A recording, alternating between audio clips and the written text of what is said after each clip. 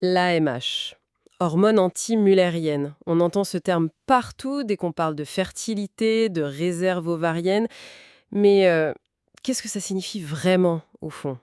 C'est vrai que c'est un terme omniprésent. Aujourd'hui, on va essayer de décortiquer ça. On a comme base une brochure d'information de Merck, très détaillée, faite pour les médecins à l'origine.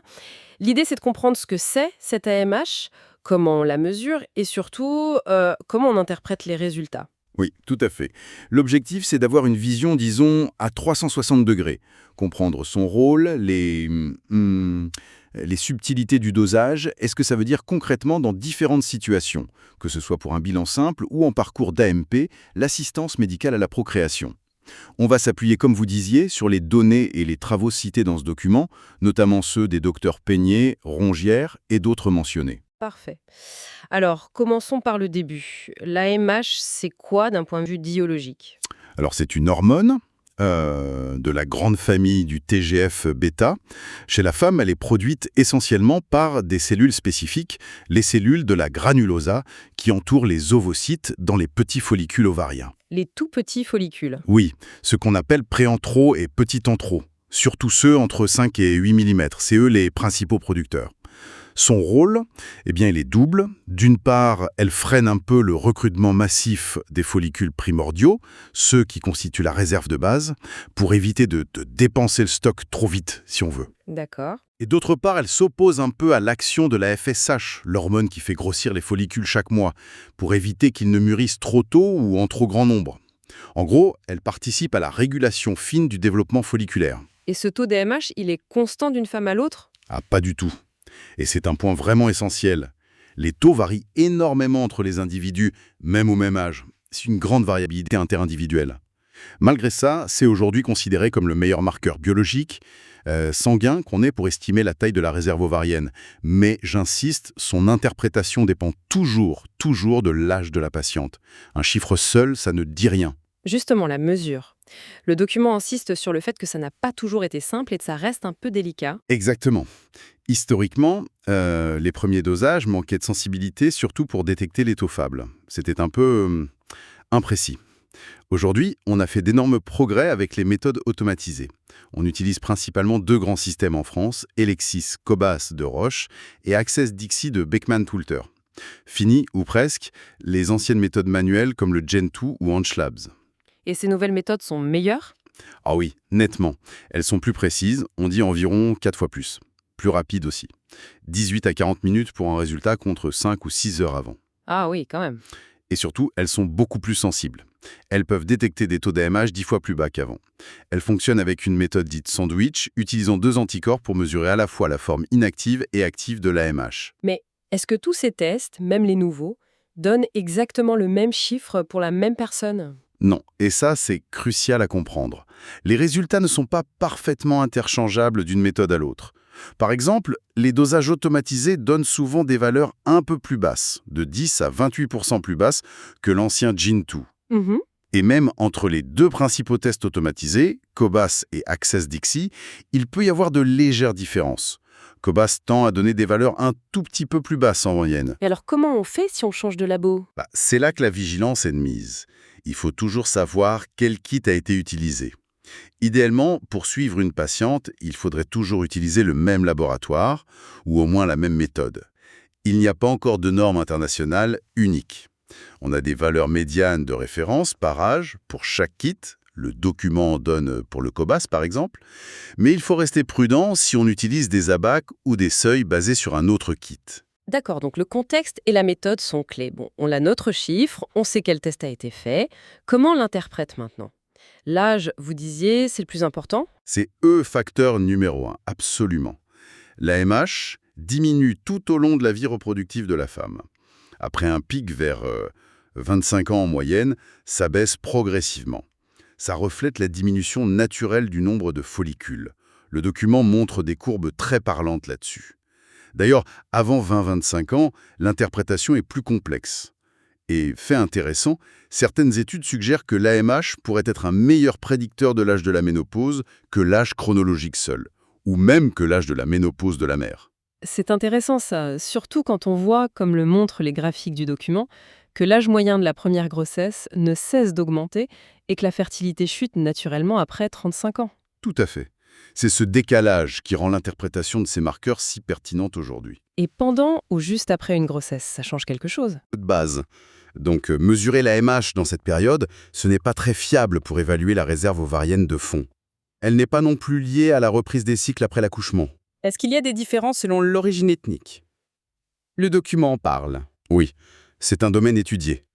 Des études, surtout américaines, ont montré des taux moyens d'AMH un peu plus bas, environ 25% plus bas, chez les femmes afro-américaines et hispaniques par rapport aux femmes caucasiennes, après avoir ajusté pour l'âge. D'accord. D'autres nuances existent selon l'âge et les groupes, par exemple pour les femmes asiatiques.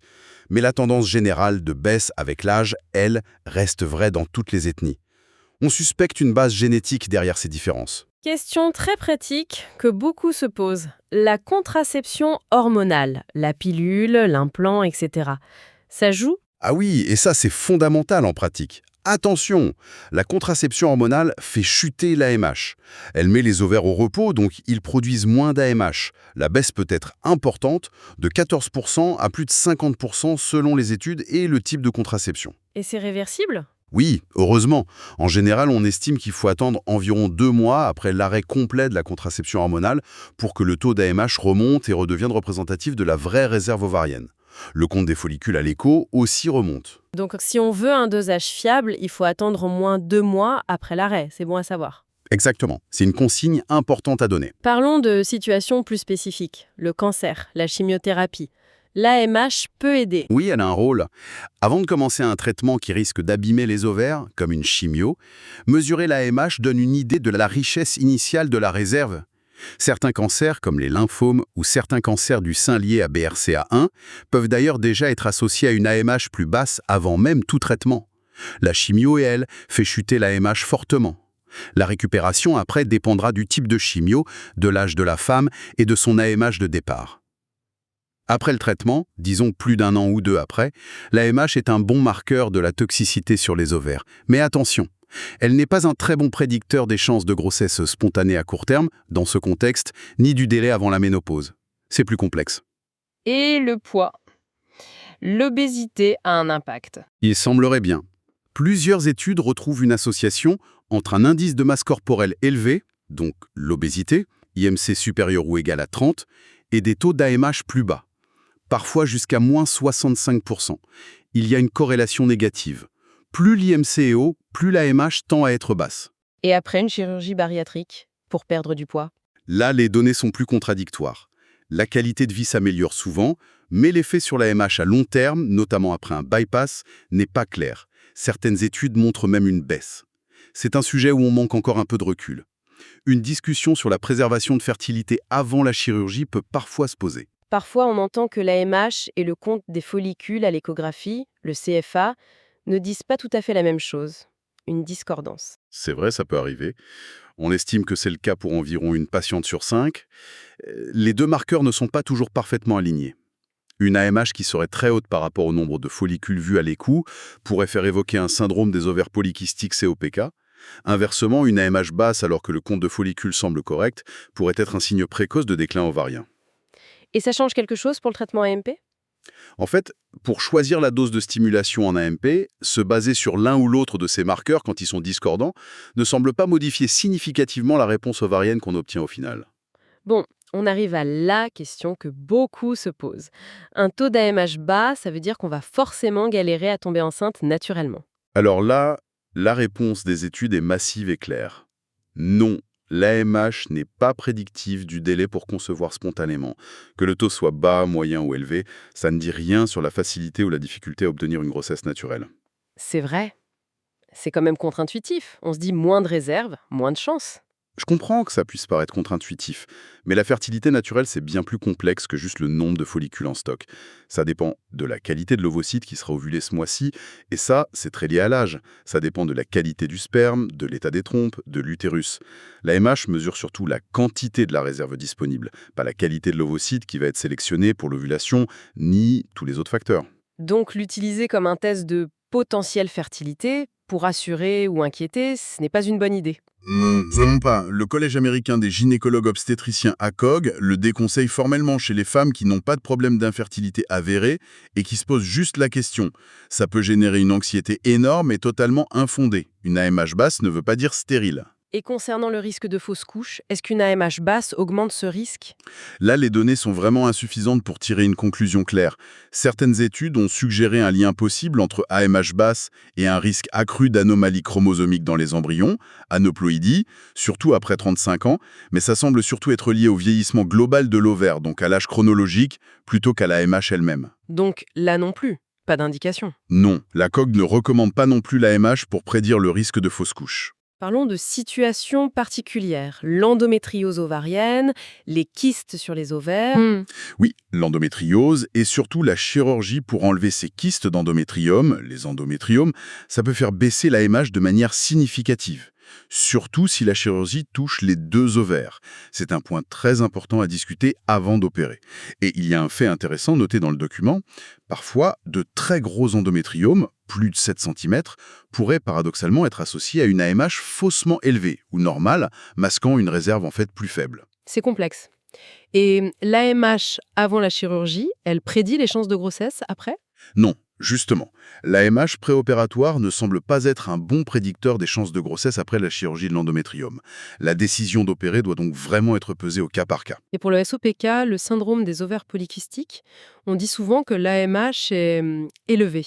Oui, c'est typique. En moyenne, l'AMH est 2 à 4 fois plus haute chez les femmes avec un SOPK. Pourquoi?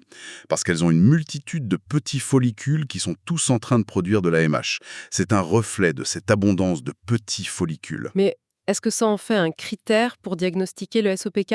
Pas encore. Malgré ce lien très fort, l'AMH n'est pas incluse comme critère diagnostic officiel dans les recommandations internationales actuelles, ni celles de l'EHSRE en Europe, ni celles de l'ACOG. Et pourquoi ça? Toujours à cause de ce problème de standardisation des dosages. Tant qu'on n'aura pas des méthodes et des seuils parfaitement universels, c'est difficile de l'intégrer comme critère diagnostic formel. Peut-être que ça viendra si les méthodes s'uniformisent complètement. D'accord. Alors arrivons au domaine où l'AMH semble vraiment briller.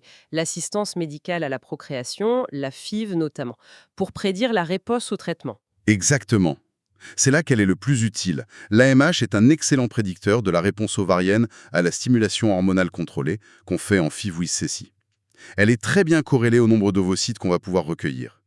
Elle permet vraiment d'anticiper les patientes qui risquent une réponse faible, disons 3 ovocytes ou moins, et celles qui risquent une réponse excessive, 15 ovocytes au plus, avec le risque d'hyperstimulation ovarienne, le fameux SHO. L'ESR recommande d'ailleurs son utilisation ou celle du CFA avant toute stimulation. Donc on peut adapter la dose de traitement grâce à elle. Oui, c'est tout l'intérêt final. On peut individualiser la dose de départ des gonadotrophines, les hormones qu'on injecte, soit en utilisant des médicaments dont la dose est directement basée sur l'AMH, comme la folitropine delta, soit en utilisant des nomogrammes, comme celui de Lamarca cité dans la source, qui prennent en compte l'AMH, l'âge, etc. Et ça réduit significativement les risques d'avoir trop peu d'ovocytes ou au contraire beaucoup trop. Et surtout, ça diminue le risque de SHO sévère. C'est un vrai gain en sécurité. Ça améliore la sécurité, c'est clair. Est-ce que ça augmente les chances de grossesse par tentative? La plupart des études montrent que non. Individualiser la dose sur l'AMH améliore le déroulement et la sécurité du cycle. Mais ça ne semble pas augmenter la probabilité de tomber enceinte sur cette tentative précise. D'accord, donc très utile pour la réponse, mais alors pour prédire le succès final, la grossesse? C'est là que ça devient plus nuancé, et il faut être très précis. D'abord, pour l'insémination intra-utérine, l'IU, l'AMH n'est pas ou très peu prédictive du succès. Son dosage n'est pas recommandé dans ce but. Ok, pour l'IU, c'est clair. Ensuite, pour la FIV ou l'ICSI, si on regarde les chances de grossesse ou de naissance vivante par tentative démarrée ou par embryon transféré, la grande majorité des études, y compris des grosses méta-analyses, concluent que l'AMH n'est pas prédictive. Pas prédictif du tout? Non. Ou alors très très faiblement, et ce n'est pas cliniquement utile. Une AMH basse ne veut pas dire échec, une AMH haute ne garantit pas le succès pour un transfert donné. Le facteur qui domine tout pour la chance de succès d'un embryon, c'est l'âge de la femme au moment où l'ovocyte a été pondu. C'est la qualité liée à l'âge. C'est vraiment un point essentiel à marteler. Donc refuser une FIV à une femme jeune juste parce que son AMH est basse, ce n'est pas justifié. Absolument pas justifié sur ce seul critère, surtout si elle a moins de 35-37 ans. Ses chances par embryon transféré peuvent être tout à fait correctes, car la qualité de ses ovocytes est probablement bonne. Il ne faut surtout pas confondre quantité, l'AMH, et qualité, l'âge. D'accord. Mais alors vous parliez de nuances. Oui, par contre, si on regarde les chances cumulées de naissance vivante après un cycle de FIV complet, c'est-à-dire en additionnant les chances avec l'embryon frais et tous les embryons congelés issus de cette même stimulation, alors oui, l'AMH devient prédictive. Ah, expliquez-nous ça. C'est logique. Comme l'AMH prédit bien le nombre total d'ovocytes qu'on va obtenir, elle prédit aussi indirectement le nombre total d'embryons qu'on aura potentiellement. Plus on a d'embryons au départ, plus on a de chances de transfert, et donc statistiquement, plus on augmente les chances cumulées d'obtenir une naissance sur l'ensemble de ces transferts. C'est comme avoir plus de billets de loterie pour un même tirage. L'AMH donne une idée du nombre de billets, embryons, mais pas de la chance de gagner avec un billet donné, ça c'est l'âge. Mais avoir plus de billets augmente la chance globale de gagner au final. C'est une excellente analogie. C'est exactement ça.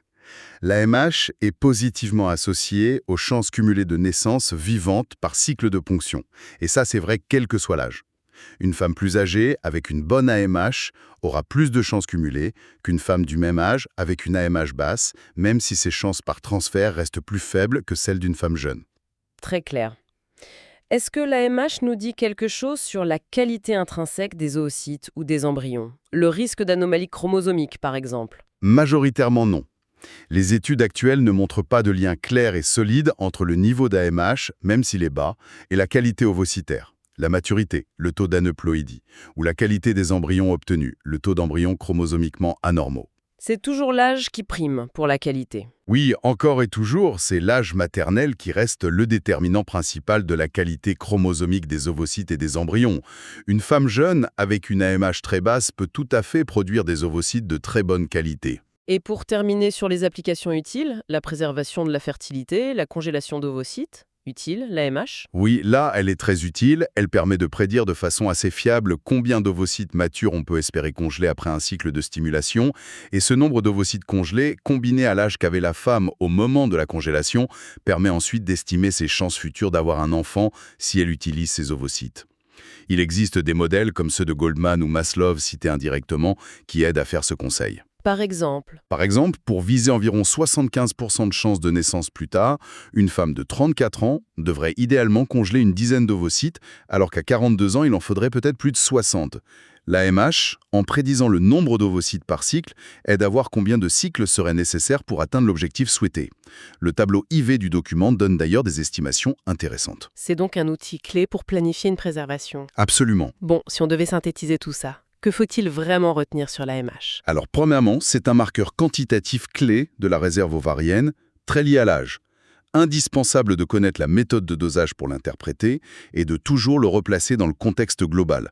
Âge, traitement, ethnie, pathologie éventuelle. D'accord. Deuxièmement, elle est très utile en MP pour prédire la réponse à la stimulation, adapter les doses, améliorer la sécurité et aussi pour estimer les chances cumulées de succès par cycle de ponction. Et elle est utile en préservation de fertilité. Mais, troisièmement, et c'est fondamental, elle ne prédit pas la fertilité spontanée. Elle ne prédit pas le risque de fausse couche. Elle ne prédit pas les chances de succès par transfert d'embryons en FIV et elle ne prédit pas la qualité des oocytes ou des embryons. Pour tous ces aspects plus qualitatifs, c'est l'âge qui reste le facteur dominant. Exactement. L'âge est le maître du jeu pour la qualité et les chances de succès intrinsèques d'un ovocyte ou d'un embryon. Donc, le message important, c'est vraiment cette nuance. Une AMH basse chez une femme jeune, ce n'est pas une condamnation à l'infertilité, loin de là. Et inversement, une AMH normale ou haute après 35 ans ne garantit absolument pas un succès facile ou rapide. C'est tout à fait ça. Ce qui souligne l'importance, comme le dit le document, de ne pas trop attendre pour consulter si un désir d'enfant se fait sentir et tarde, surtout après 35 ans. Et l'autoconservation ovocytaire est une option pour laquelle l'AMH aide à évaluer le potentiel. Pour conclure, peut-être une pensée à garder en tête, si l'AMH nous donne une idée du stock, de la quantité, et l'âge une idée de la qualité probable. La grande question pour la recherche future, c'est bien ça.